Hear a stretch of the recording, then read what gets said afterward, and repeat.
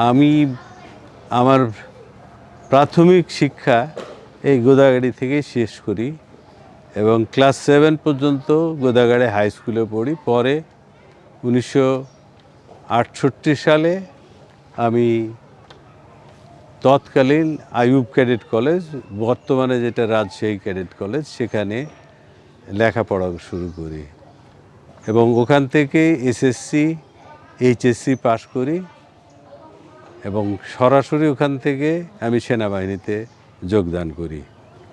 সুদীর্ঘ 38 বছর চাকরি করলাম।